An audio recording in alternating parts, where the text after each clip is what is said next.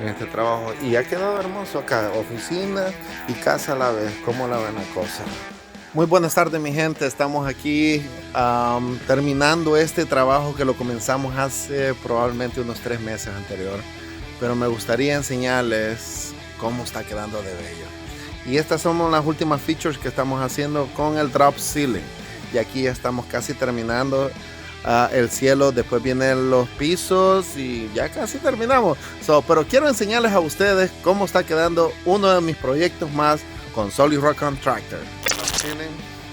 Ya están instalando los gabinetes. Estamos poniendo, mire qué belleza de gabinetes.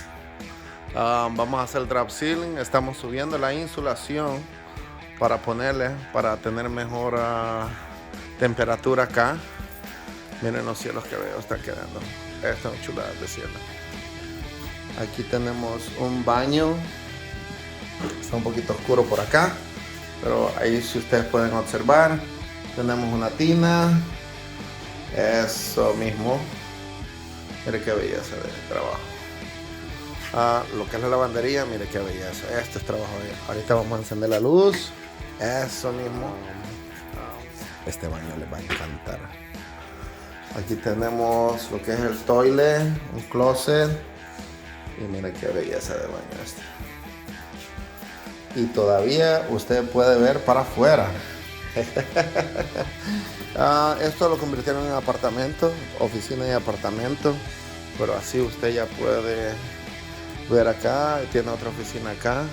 Y este será un cuarto. Y ha quedado hermoso acá. Oficina y casa a la vez. ¿Cómo la ven la cosa?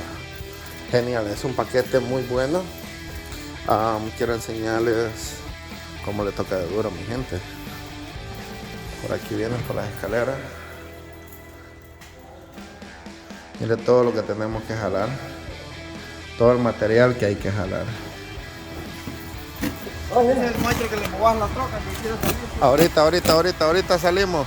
Gracias por vernos. Es un placer enseñarles a ustedes lo bonito de todos mis proyectos. Pasen buen día. Y a correr porque a mí me están botando.